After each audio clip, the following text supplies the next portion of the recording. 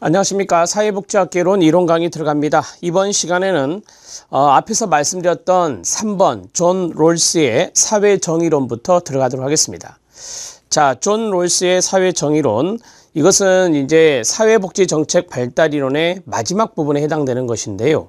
여러분들이 번호를 넘버링하면서 쭉 써왔죠. 자, 그 내용들을 이 존 롤스의 사회정의론까지 좀 작성을 해주시면 도움이 될 것 같습니다. 자, 제가 이제 핵심적인 부분들을 요약해서 써드렸는데, 존 롤스의 사회정의론입니다. 소셜 저스티스라고 하고, 자, 일명 정의론이다 이렇게 말을 해요. 정의론이다 이렇게 정리하고 있고요. 여기에서는 좀 키워드가 많습니다. 그래서 키워드를 좀 적어 놓으시면 좋겠는데요. 첫 번째, 이 저스티스라고 하는 정의는 공정성이 상당히 중요하죠. 공정성. 그래서 여러분 교재에 보시면 공정한 절차 이런 말이 있어요. 자, 공정한 절차에 의한 소득 재분배, 부의 재분배라고도 합니다. 부의 재분배, 이런 것들을 강조하는 것이다.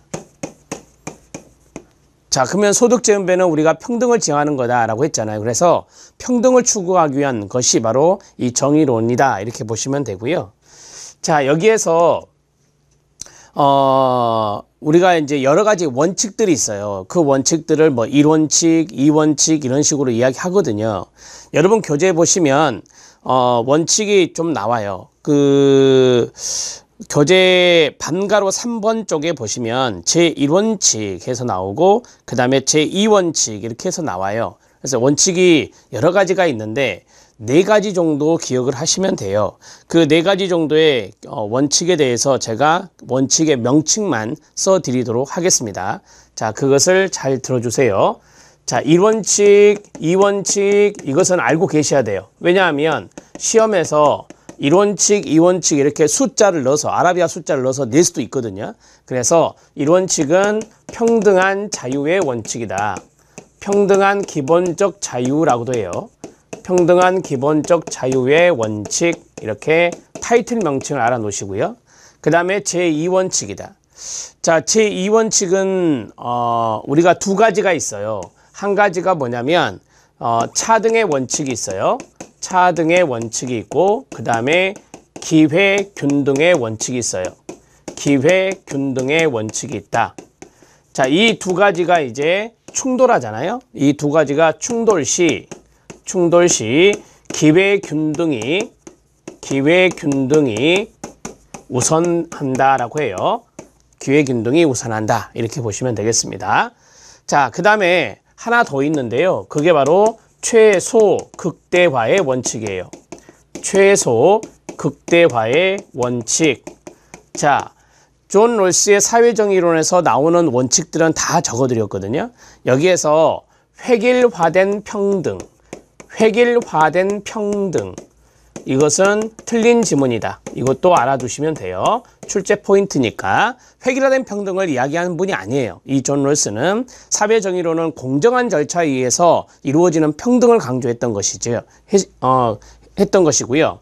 그 다음에 이제 개념이 있어요. 이 개념에서 여러분들이 한 2가지 정도를 좀 기억하시면 좋겠어요. 첫 번째는 원초적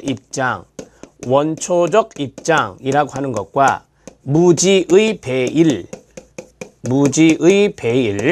이 2가지의 개념이 있거든요. 이 2가지의 개념 정도만 아시면 돼요. 자, 여기까지 존 롤스의 사회정의론에서 중요한 단어들을 다 적어드렸습니다. 그래서 이 내용들을 좀 적어놓고, 사회정의론에서 이런 단어들이 등장하는 거구나, 이런 원칙들이 있구나, 이런 식으로 접근하는 것이 가장 좋을 것 같아요. 자, 교재를 보겠습니다. 존 롤스의 사회정의론 정의론에서 첫 번째 1번, 존 롤스는 저스티스를 공정한 절차에 의한 합의에서 찾는다 라고 해요. 공정한 절차를 보장하기 위해 롤스가 도입한 장치가 바로 이겁니다. 이거 원초적 입장이다 라고 하는 거죠. 자, 원초적 입장은 가장 처음의 상태, 그것을 우리가 원초적 입장이다 이렇게 말할 수 있겠죠. 어떤 사람들은 많이 가지고 있고 어떤 사람은 적게 가지고 있고 이게 처음부터 이것이 정해졌다면 이걸 원초적 입장이 아니죠. 당연히 아주 최초 또는 처음의 입장으로 돌아간다면 다른 사람이나 나나 모든 사람들이 다 없이 시작하는 거예요. 자, 없는 상태에서 시작하는 거예요. 그게 바로 원초적 입장이다, 이렇게 말할 수 있어요.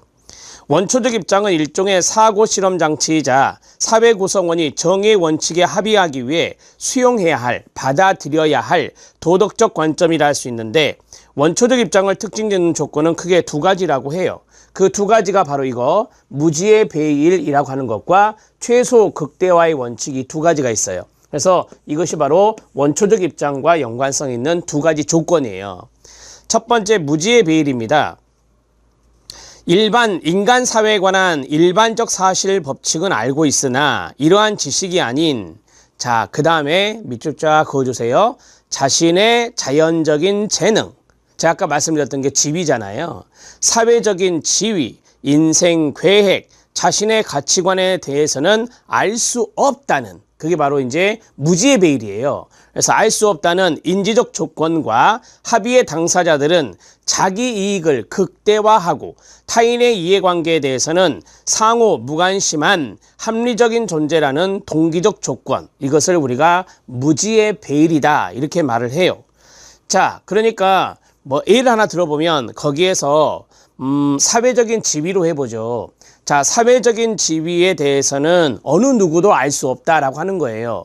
어느 누구도 알 수 없는 게 무지의 배일이다, 이렇게 이야기할 수 있죠. 그런데 이러한 것들이 이제 있을 때 자기의 이익은, 자신의 이익은 극대화하려고 하겠죠.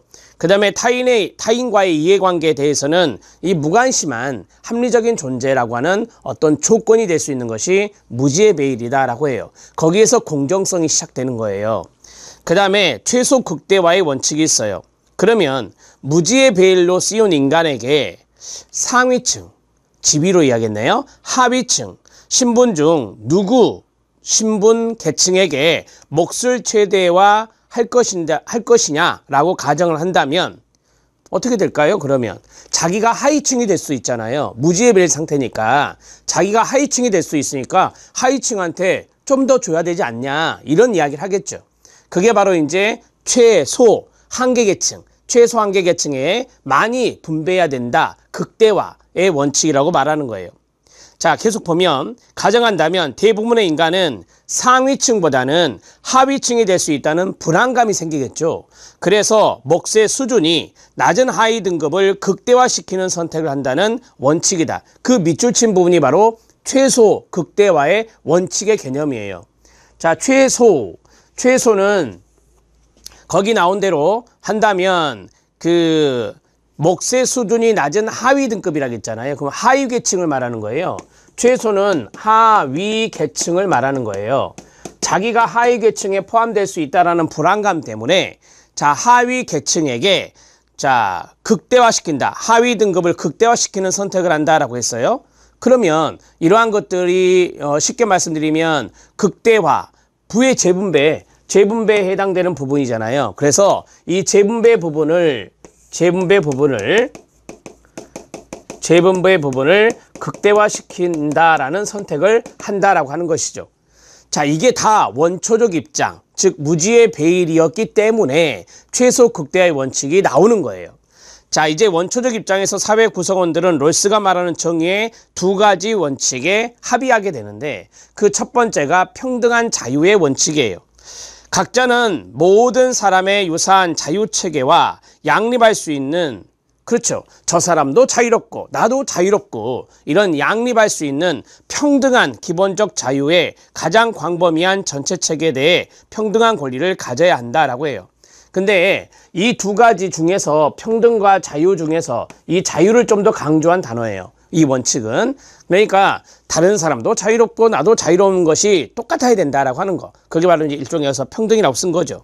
사상의 자유, 양심의 자유, 언론 집회의 자유, 선거의 자유, 공직 및 개인 재산을 소지할 자유 등 보통 헌법상의 기본권에 해당되는 가장 기본적인 자유를 보장할 것을 요구하는 거예요. 그래서 제가 그랬죠. 이 원칙은 자유가 키워드다. 이렇게 설명하시면 돼요. 설명을 이해하시면 돼요. 그 다음에 이 원칙은 두 가지가 있다 그랬어요. 차등의 원칙이 있고 기회균등의 원칙이 있어요.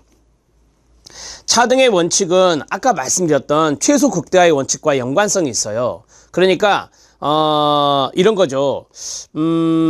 최소 수혜자에게 최대 이익을 주자라고 하는 거예요. 여러분이 알다시피 하위 계층이 많지 않잖아요. 수를 보면. 그래서 이런 것을 우리가 최소 수혜자라고 해요. 최소 수혜자에게 많은 것을 분배하자라고 하는 선택을 한다는 거죠. 사회적, 경제적 불평등은 다음 두 가지 차등의 원칙이 오른쪽에 있는 거 읽어보세요. 시작. 최소 수혜자에게 최대의 이익이 되는 것. 이게 바로 차등이다라고 해요. 최소 수혜자에게 최대 이익이 되게 하는 것을 차등이라는 개념으로 말했어요. 기회균등은 아시죠? 공정한 기회를 보장해 주는 거예요. 공정한 기회균등의 조건 아래 모든 사람에게 개방된 직책과 권위가 또는 지위가 결부되도록 편성되어야 한다는 것입니다. 그러니까 사회적으로 경제적으로 불평등이 나타날 수밖에 없잖아요. 불평등이 없는 사회는 없어요. 자본주의 사회에서. 근데 이 불평등을 인정하겠으나 두 가지는 지켜라 라고 하는 거예요. 차등의 원칙을 지키고 기회균등의 원칙을 지켜라 라고 하는 거예요. 이런 것들을 이제 동그라미 1번에서 이야기하고 있고요. 동그라미 2번, 그 사회의 최소 수혜자, 즉 가장 약자인 자에게 가장 많은 분배 이익이 돌아가도록 할 때만, 이 이유는 뭐냐면 자기가 원초적 입장 무지의 상태에서 자기가 이 최소 수혜자, 즉 하위 계층에 놓일 수 있다는 불안감이 있다 그랬잖아요. 따라서 이렇게 할 때만 불평등을 허용한다는 거예요. 불평등을. 자, 최소 수혜자에게 최대로 많이 준다, 극대화 준다라고 했어요. 그러면 자기 자신이 하위 계층이어도 최소 수혜자이니 극대화되는 그런 분배를 받을 수 있잖아요. 그렇다면 오케이, 불평등 인정하겠다. 이렇게 사람들이 공정한 절차에 의해서 합의가 이루어질 것이다 라고 하는 거예요. 자, 즉 약자를 배려하는 한도에서 성장과 발전이 영위될 수 있다는 의미가 되는 겁니다. 여기까지가 바로 존 롤스의 사회정의론이에요. 사회정의론은 제가 한 번 정도 나왔다 그랬잖아요. 근데 이 녀석이 계속 나올 수 있어요. 그래서 이 정도는 숙지를 해 놓으셔야 돼. 이 정도는 공부를 해 놓으셔야 여러분들이 이 정의론을 풀 수 있다. 자, 정의론을 우리가 문제로 풀 때 이 단어들을 잘 알아 놓으셔야 돼. 이 문구들이나 이 단어들을 알아 놓으셔야 여러분들이 혼동 없이 풀 수 있다는 것을 다시 한번 강조합니다. 자, 이 정도 사회 정의론을 마치고 그 다음에 복지국가 발전의 5가지 이론 정리를 보죠. 자, 여기에서 정의가 있고 특징이 있고 국가 역할, 복지국가 확대 이후, 복지국가 주요 대상, 그 다음에 한계, 이런 것들이 있는데요.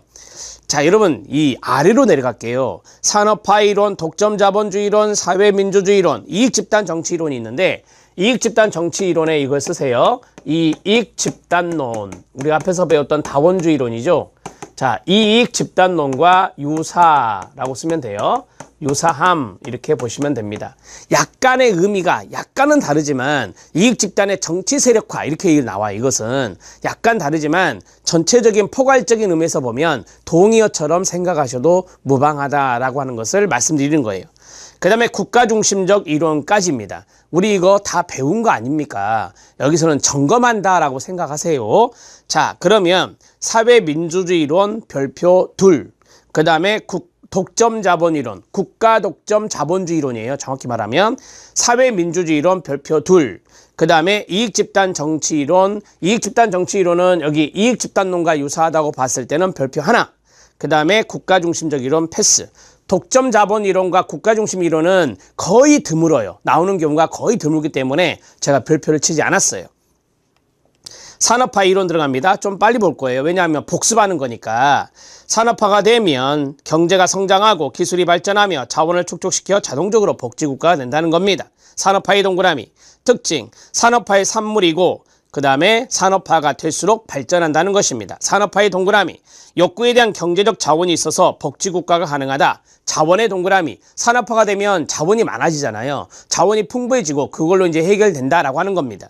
그 다음에 복지국가, 사회복지를 필연적인 것으로 본다라고 했어요. 사회복지를 필연적인 것으로 본다. 산업화가 되면, 그래서 수렴한다라고 했었잖아요. 바로 밑에다가 수렴이론 이렇게 쓰면 돼요. 수렴이론 이렇게 쓰면 됩니다. 자, 그 다음에 국가의 역할은 앞에 있는 네 가지 있잖아요. 이 네 가지는 국가가 소극적인 역할을 한다라고 하거든요. 국가가 소극적 역할을 하고, 국가 중심 이론은 국가가 공급자 역할을 한다고 배우셨죠, 앞에서. 그래서 국가가 공급자 역할을 하기 때문에 국가 중심 이론, 맨 마지막에 있는 국가 중심 이론만 국가가 적극적인 역할을 한다 그래요. 자, 그 다음에 계속하죠. 국가 역할은 단순한 시행자다. 그리고 산업화에 대한 필요성, 이런 것들이 있어요. 그러니까 산업화가 되었으니까 복지국가가 필요하다, 이렇게 이야기하는 거예요. 그 다음에 복지국가 주요 대상은 상대적 불이익 집단인 노동자 계층이다. 산업화가 되면 노동자 계층이 존재하겠죠. 그래서 노동자 계층이 대상이 된다라고 하는 거고, 한계는 계급 갈등이나 정치적 변수를 무시했다라고 하는 겁니다. 계층 간의 갈등이 있을 수 있죠. 그 다음에 정치적인 변인이 있을 수 있잖아요. 그런 것들을 무시했다라는 게 산업화 이론의 단점입니다. 자, 그 다음에 독점 자본 이론 들어갑니다. 자본주의가 독점 자본주의 단계에 가면 계급 문제 해결과 계층 문제라고 할 수 있어요. 양극화 이런 거요. 그 다음에 노동력 재생산이 필요하여 복지국가가 된다라고 하는 거예요. 자, 자본주의가 독점 자본주의 단계까지 갔다. 이게 이제 앞에서 했던 거대 자본, 이 거대 자본이 많을수록 독점 자본주의가 될 수 있거든요. 그 다음에 산업화가 간과한 계급 갈등의 문제, 계층 간의 갈등, 그 다음에 노동력 재생산을 분석하여, 이 노동력의 재생산이라는 것은 실업 문제가 발생하잖아요. 실업 문제가 발생하면 거기에 대해서 국가가 해결을 한다. 그래서 실업 정책을 펼친다. 적극적 노동시장 정책, 이런 것들이 여기에 들어가거든요. 그러면 이런 것을 이제 노동력의 재생산이라고 그래요. 그래서 이런 것을 분석하여 복지국가를 설명하고 있고, 자본 소유로부터 나오는 경제적 힘이 지배적인 것으로 본다. 여러분, 이 자본 소유가 그게 바로 거대 자본이 되는 거예요. 거대 자본. 그래서 이 거대 자본으로부터 나오는 어떤 경제적 힘이 있을 거 아니에요. 그게 바로 지배적인 것으로 보게 되는 것입니다. 독점 자본 이론 계속 가죠. 이것도 마찬가지 소극적인 역할, 국가의 소극적인 역할이다, 이렇게 이야기하는데, 국가 역할은 자본가의 하수인이다. 이 자본가는 거대 자본이 돼요. 그래서 거대 자본과 국가가 융합을 한다 그랬잖아요. 근데 이 국가가 하수인 역할을 하는 거예요. 계급 갈등과 독점 자본 축적에 대한 필요성이다 라고 했어요. 이 계층 간의 갈등을 해결해야 되잖아요. 그 다음에 독점 자본 축적이 되면 여기에 대해서 이제 아무래도 국가가 간섭을 좀 해야 되거든요. 그래서 여기에 대한 필요성으로 인해서 이 복지국가가 발전했다라고 하는 겁니다. 복지국가를 다시 한번 말씀드리면 어떠한 집합적인 책임을 국가가 지는 거니까. 그 다음에 복지국가 주요 대상은 자본과 계급, 불이익 집단을 위한 것이 아니다라고 하는 거예요. 그래서 복지국가의 주요 대상은, 이 국가가 간섭의 대상은 노동자 계층이 아니라 이 거대 자본과 융합을 한다 그랬으니까 거대 자본이 자본과 계급이 돼요. 그래서 복지국가의 주요 대상이 되는 것이고요. 한계는 지나치게 경제적 결정론에 의존하고 있고 민주정치의 여러 행위, 자 역할을 무시한다. 여러분이 알다시피 민주정치 하면 시민사회단체라든지 여러 이익집단들이 있어요. 근데 그런 것들을 무시한 것이 바로 독점 자본이론의 한계다, 이렇게 말하고 있어요. 사회민주주의론은 제가 그랬죠. 노동자 계층의 정치 세력화, 이게 제일 중요하다. 자본과 노동의 정치적인 권력 투쟁에서, 그 다음 밑줄 친 거, 시작. 노동계급의 정치적 세력이 커져서 복지국가가 된 것. 이게 여러 번 출제가 된 거예요. 그래서 제가 밑줄 포인트 줬고요. 그 다음에 자본과 노동의 정치적인 권력 투쟁에 초점을 둔다. 아무래도 이제 자본가 계급과 노동자 계급의 권력 투쟁에서 이 노동자 계급이 정치적 세력화가 커지면서 힘을 발휘하게 되는 거죠. 자, 노동자 계급의 정치 세력의 확대, 이런 것들이 나오면 사회민주주의론이 돼요. 자, 국가 역할은 노동자 계급과의 어떤 타협자가 되는 거예요. 그러니까 노사정 타협이란 말이 있죠. 노사정 타협. 그런데 노동자 계급이 이제 커지니까, 세력이 커지니까 노동자 계층과 국가가 타협을 하는 거예요. 자, 노동자 계급의 정치적 힘이 증대된다. 그래서 복지국가가 확대되었다라고 하는 겁니다. 상대적 불이익 집단인 노동자 계층이 대상이 되는 거예요. 여러분이 이제 아시다시피 노동자 계층이 불이익 집단이 됐을 때 정치적인 세력화가 되면서 힘을 키우거든요. 그래서 자기들의 어떤 입심이랄까 그런 것들을 강하게 발휘하는 거예요. 그래서 이 복지국가는 사회민주주의론에 의해서 복지국가가 발전했다는 이 복지국가는 이 노동자 계층이 주요 대상이 되는 거예요.